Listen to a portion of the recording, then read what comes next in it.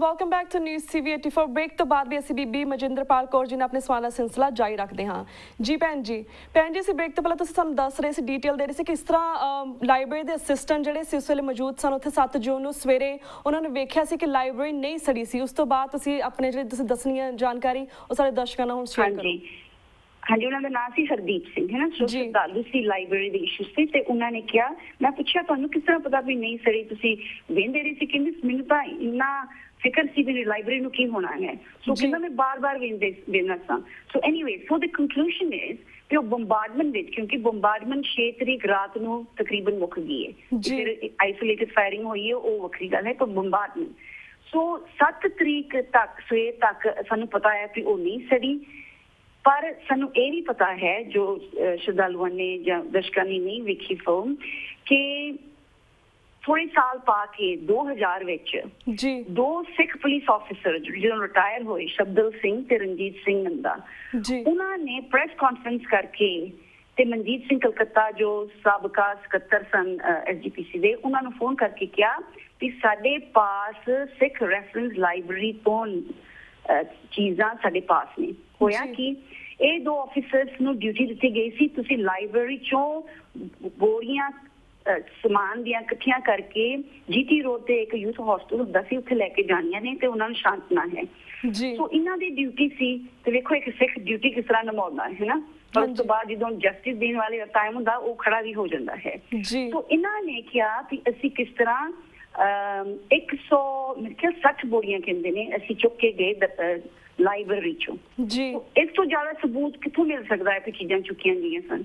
इन्होंने फिर 2000 में जो रिटायर होए प्रेस कॉन्फ्रेंस दसिया कि किस तरह उन्होंने चुकियां ते किस तरह बेदबी हो रही सी सरੂਪਾਂ ਦੀ इन्हां दे हत्थ विच नहीं पर ਜਿਹੜੇ बाकी देसन करदे ते इन्हां ने किस तरह ਸਰੂਪਾਂ ਨੂੰ श्री गुरु ग्रंथ ਸਾਹਿਬ ਦੇ ਸਰੂਪ ਨੂੰ मेजां ते लाया ਤੇ ਫਿਰ ਕਹਿੰਦੇ ਕਿਸ ਤਰ੍ਹਾਂ ਇੱਕ ਜਥੇਦਾਰ ਸਾਹਿਬ ਨੇ ਐਲਾਨ ਕਰਤਾ ਸੀ ਕਿ ਅਸੀਂ ਬਾਬਾ ਦੀਪ ਸਿੰਘ ਗੁਰਦੁਆਰੇ ਜਾ ਕੇ ਐਲਾਨ ਕਰਨਾ ਹੈ ਕਿ ਇਹ ਸਾਡਾ ਸਮਾਨ ਚੁੱਕ ਰਹੇ ਨੇ। ਸੋ ਉਹਨਾਂ ਨੇ ਛੇਤੀ ਦਿੱਲੀ ਸਮਾਨ ਕੱਢਤਾ ਆਈ ਥਿੰਕ ਆਰਮੀ ਦੇ 에ਅਰਕ੍ਰਾਫਟ ਵਿੱਚ ਉਹ ਉਸ ਤੋਂ ਬਾਅਦ ਹਾਂਜੀ ਤੁਸੀਂ ਸੁਣਿਆ ਹੋਵੇਗਾ ਕਿ ਗਵਰਨਮੈਂਟ ਆਫ ਇੰਡੀਆ ਨੇ ਪਾਰਲੀਮੈਂਟ ਵਿੱਚ ਚਿੱਠੀ ਪੱਤਰ ਨਾਲ ਪਹਿਲਾਂ ਕਹਿੰਦੇ ਸੀ ਹਾਂ ਸਾਡੇ ਕੋਲ ਸਮਾਨ ਹੈ, ਫਿਰ ਇਨਕਾਰ ਕਰਨ ਲੱਗ ਪਏ।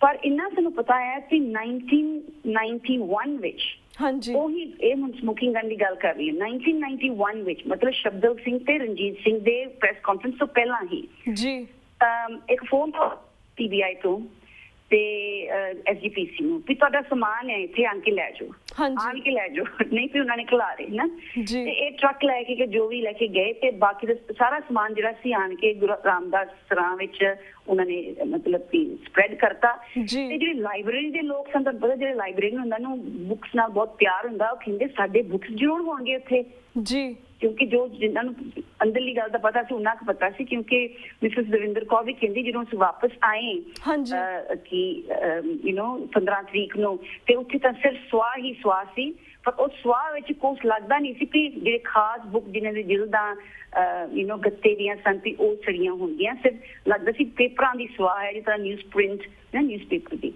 ਐਨੀਵੇ ਮੂਵਿੰਗ ਅਲੋਂਗ 1991 ਵਿੱਚ ਜੋ ਗਵਰਨਮੈਂਟ ਨੇ ਚੀਜ਼ਾਂ ਵਾਪਸ ਖਲਾਈਆਂ ਜੀ ਤੁਸੀਂ ਮੰਨੋ ਕਿ ਨਾ ਮੰਨੋ ਰੱਬ ਦੀ ਜੋ ਨਿਆਂ ਹੈ ਪੂਰਾ ਨਿਆਂ ਕਰੇਗਾ ਸਤਿਗੁਰ ਮੇਰਾ ਉਹਦੇ ਵਿੱਚ ਉਹਨਾਂ ਨੇ 34 ਚੀਜ਼ਾਂ ਮੋੜੀਆਂ ਮਾਫ ਕਰਨਾ 29 ਚੀਜ਼ਾਂ ਮੋੜੀਆਂ ਜੀ। ਉਹਨਾਂ ਵਿੱਚੋਂ 29 ਚੀਜ਼ਾਂ ਵਿੱਚੋਂ 4 ਸਿੱਖ ਰੈਫਰੈਂਸ ਲਾਇਬ੍ਰੇਰੀ ਦੇ ਰਜਿਸਟਰ ਸਨ। ਉਹ ਚੀਜ਼ ਹੁੰਦੀ ਹੈ ਜਿਹੜੀ ਹਰ ਲਾਇਬ੍ਰੇਰੀ ਵਿੱਚ ਜਦੋਂ ਕੋਈ ਬੁੱਕ ਦਰਜ ਹੋਵੇ ਉਹ ਰਜਿਸਟਰ ਵਿੱਚ ਰਜਿਸਟਰ ਹੁੰਦਾ ਹੈ ਹਾਂਜੀ। ਸੋ रजिस्टर मतलब कि कोई समरी नहीं है वो पहला एंट्री जेड़ा सी 1947 दा सी जी।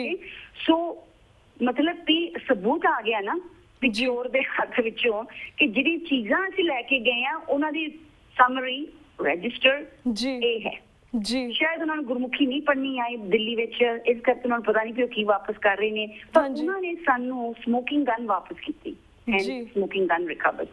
ਉਸ ਤੋਂ ਜੇ ਕਿਸੇ ਨੂੰ ਸ਼ੱਕ ਵੀ ਹੁੰਦਾ ਨਾ ਸਿੱਖਾਂ ਨੂੰ ਅਸੀਂ ਬਹੁਤ ਛੇਤੀ ਸ਼ੱਕੀ ਬਣ ਜਾਂਦੇ ਹਾਂ ਕਿ ਨਹੀਂ ਸ਼ਾਇਦ ਨਹੀਂ ਉਹਨਾਂ ਨੇ ਚੁੱਕਿਆ ਸ਼ਾਇਦ ਇੱਥੇ ਰੱਖ ਗਏ ਪਰ ਉਹ 4 ਰਜਿਸਟਰ ਵਾਪਸ ਕਿਸ ਤਰ੍ਹਾਂ ਆਏ ਉਹਨਾਂ ਵਿੱਚੋਂ ਬ੍ਰਿਟੈਨਿਕਾ ਇਨਸਾਈਕਲੋਪੀਡੀਆ ਦੇ ਤੁਹਾਨੂੰ ਪਤਾ ਹੀ ਹੈ ਕਿ 20 ਮੇਖੇ ਵੋਲੀਅਮ ਹੁੰਦੇ ਨੇ ਪਰ ਉਹਨਾਂ ਚ 4 ਵੋਲੀਅਮ ਵਾਪਸ ਆਏ ਮਤਲਬ ਕਿ ਬਾਕੀ ਦੇ ਕਿੱਧਰ ਗਏ।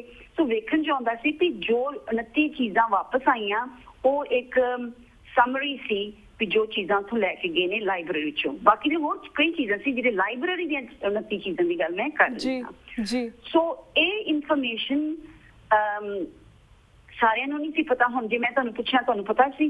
ਮੈਨੂੰ ਨਹੀਂ ਸੀ ਪਤਾ, ਹੈ ਨਾ। ਤੇ ਅਸੀਂ ਆਪਣੇ ਆਪ ਨੂੰ ਕਹਿੰਦੇ ਸਾਨੂੰ ਪਤਾ ਜੂਨ 84 ਚ ਕੀ ਹੋਇਆ ਹੈ, ਹੈ ਨਾ। ਸੋ ਨਹੀਂ ਸੀ ਪਤਾ ਕਿਉਂਕਿ ਸਾਡੇ ਕੋਲ ਵਸੀਲੇ ਨਹੀਂ ਹਨ, ਅਜੇ ਵੀ ਨਹੀਂ ਹਨ ਕਿ ਅਸੀਂ ਕੌਮ ਨੂੰ ਦੱਸ ਸਕੀਏ ਕਿ ਸਾਡੇ ਨਾਲ ਹੋ ਕੀ ਰਿਹਾ, ਕੀ ਹੋਣਾ ਚਾਹੀਦਾ। ਅਸੀਂ ਹਨੇਰੇ ਵਿੱਚ ਤੁਰ ਰਹੇ ਹਾਂ, ਬਿਲਕੁਲ ਜੀਵਾ ਕਿੱਥੇ ਉਹ ਪਤਾ ਨਹੀਂ ਹੈ। ਸੋ ਉਹੀ ਹਾਲਾਤ ਸੀ ਉਸ ਵੇਲੇ ਦੇ ਵੀ।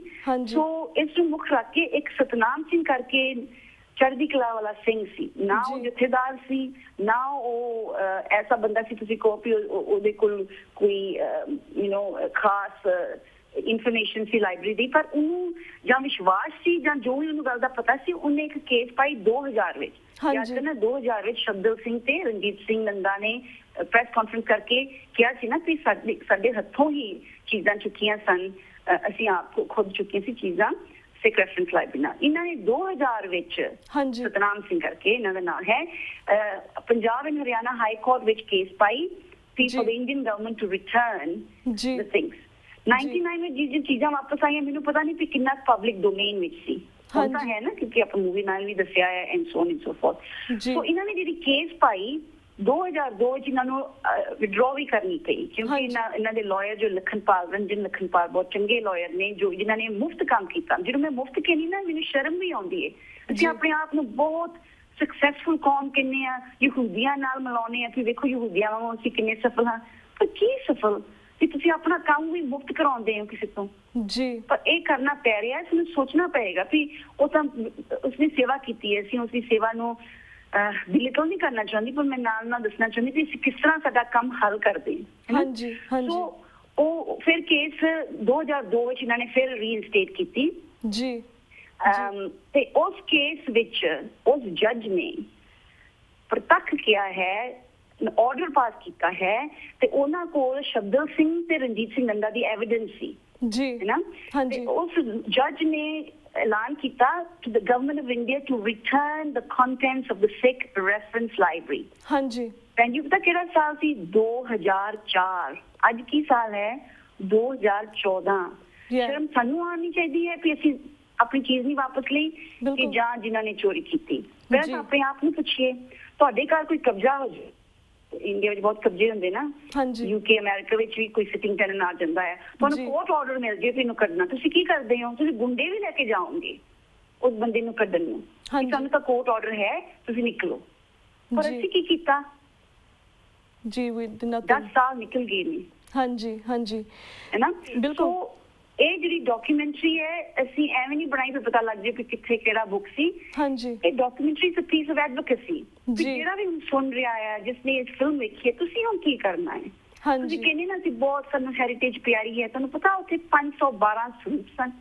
ਉਹਨਾਂ ਵਿੱਚੋਂ ਮੈਂ ਰਜਿਸਟਰ ਵਿੱਚ ਵੇਖਿਆ ਜੋ ਸਰੂਪਾਂ ਦਾ ਰਜਿਸਟਰ ਸੀ 1666 ਬਿਕਰਮੀ ਦਾ ਇੱਕ ਸਰੂਪ ਹੈ ਹੱਥ ਲਿਖਤ। ਨਾ ਤੁਸੀਂ ਜੇ ਬਿਕਰਮੀ ਨੂੰ ਸਮਝੋ ਕਿ ਉਹ 1604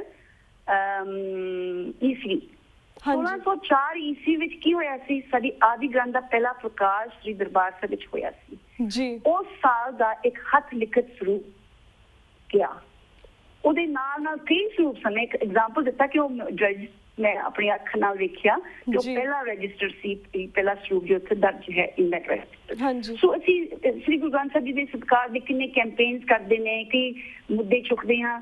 ਸਰੂਪ ਤਾਂ ਸਰੂਪ ਹੈ ਨਾ, ਜਿਹੜਾ ਸਰੂਪ ਤੁਹਾਡੇ ਘਰ ਹੈ, ਜੋ ਦਰਬਾਰ ਸਾਹਿਬ ਵਿੱਚ ਹੈ, ਕੋਈ ਫਰਕ ਨਹੀਂ ਹੈ ਕਿਉਂਕਿ ਜੋ ਗੁਰੂ ਦਾ ਸ਼ਬਦ ਹੈ ਉਹ ਸਰੂਪ ਹੈ। ਤੇ ਜੇ ਇੱਕ ਸਰੂਪ ਅੱਜ ਕਿਤੇ ਬੈਠਾ ਹੈ, ਕਿੰਨਾ ਮੀਰਤ ਛਾਉਣੀ ਵਿੱਚ ਬੈਠਾ ਹੈ, ਅਸੀਂ ਕੀ ਕਰ ਰਹੇ ਹਾਂ ਜੀ? ਬਿਲਕੁਲ ਜੀ।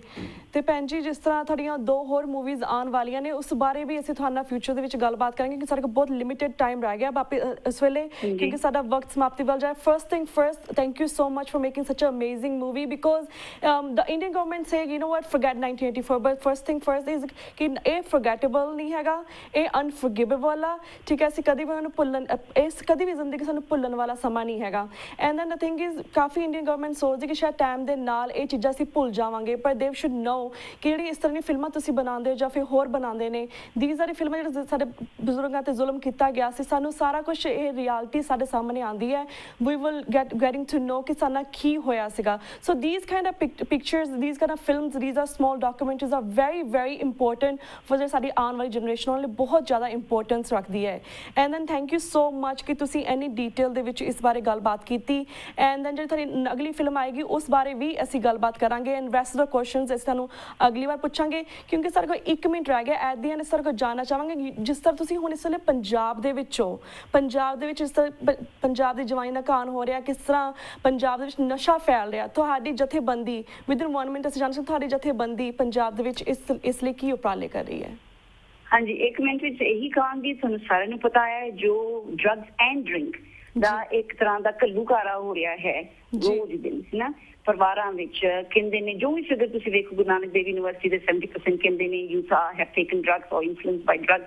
ਇਹਦੇ ਲਈ ਕੀ ਕਰਨਾ ਚਾਹੀਦਾ? ਯੂਨਾਈਟਿਡ ਸਟੇਟਸ ਜਥੇਬੰਦੀ ਨੇ ਸਪੀਡ ਨਾਲ ਬੋਲ ਰਹੀ ਹਾਂ, ਇੱਕ ਹਸਪਤਾਲ ਇਸ ਮਹੀਨੇ ਦੀ 27 ਤਰੀਕ ਨੂੰ ਲਾਂਚ ਕਰਨਾ ਹੈ, ਜਿਹਦੇ ਵਿੱਚ ਮਦਰ ਚਾਈਲਡ ਕਲੀਨਿਕ ਰਨ ਕਰਾਂਗੇ, ਪਰ 3 ਮਹੀਨਿਆਂ ਦੇ ਵਿੱਚ ਅਸੀਂ ਜੋ ਡਰੱਗ ਫੈਸਿਲਿਟੀ ਸ਼ੁਰੂ ਕਰਨੀ ਹੈ, ਸਾਡੇ ਲਈ ਇੱਕ ਲਹਿਰ ਹੋਏਗੀ। ਕਿਉਂਕਿ ਅੱਜ ਕੱਲ੍ਹ ਤੁਸੀਂ ਜਿਹੜੇ ਸਰੋਤੇ ਸੁਣਦੇ ਹੋਣਗੇ, ਦਰਸ਼ਕ ਵੇਖਦੇ ਹੋਣਗੇ, ਬਹੁਤ ਸਾਰੇ NRI ਨੇ ਜਿਨ੍ਹਾਂ ਨੇ ਆਪਣੇ ਪਿੰਡਾਂ ਲਈ ਕੁਛ ਨਾ ਕੁਛ ਕੀਤਾ ਹੈ, ਬਹੁਤ ਸਾਰੇ ਉਹ ਵੀ ਨੇ ਜਿਨ੍ਹਾਂ ਨੇ ਹਸਪਤਾਲ ਬਣਾਏ ਨੇ। ਤਾਂ ਤੁਹਾਨੂੰ ਪਤਾ ਹਸਪਤਾਲ ਐਵੇਂ ਨਹੀਂ ਚੱਲਦੇ, ਸਕੂਲ ਵੀ ਚੱਲ ਜਾਂਦੇ ਨੇ। ਹਸਪਤਾਲ ਚਲਾਉਣ ਲਈ ਜੋ ਰਿਸੋਰਸਿਸ ਚਾਹੀਦੇ ਹੁੰਦੇ ਆ ਉਹ ਨਹੀਂ ਹੁੰਦੇ ਜਿਹੜੀ ਇਮਾਰਤ ਖੜੀ ਕਰਕੇ ਅਸੀਂ ਸੋਚਦੇ ਕਿ ਚੱਲ ਜਾਏਗਾ। ਸੋ ਲਾਈਕ ਦੈਟ ਦੇयर ਮੈਨੀ ਐਮਪਟੀ ਹਸਪੀਟਲ। ਸੋ ਜੇ ਤੁਹਾਡੇ ਦਰਸ਼ਕ ਨੂੰ ਪਤਾ ਹੈ ਜਾਂ ਉਹਨਾਂ ਦੇ ਆਪਣੇ ਪਿੰਡਾਂ ਵਿੱਚ ਹੈ, ਤੁਸੀਂ ਸਾਡੇ ਨਾਲ ਸੰਪਰਕ ਕਰੋ, ਕਿਉਂਕਿ ਇਹ ਅਸੀਂ ਕਨਵਰਟ ਕਰੀਏ। ਅਸੀਂ ਆਮ ਕਾਫ ਐਂਡ ਕੋਲਡ ਬਿਮਾਰੀ ਦਾ ਕੰਮ ਕਰਨਾ ਸੀ, ਹੁਣ ਅਸੀਂ ਉਹ ਦਿਮਾਗੀ ਬਿਮਾਰੀ ਹੈ ਜੋ ਐਡਿਕਸ਼ਨ ਹੈ ਨਾ, ਉਹਦਾ ਕੁਝ ਕਰੀਏ।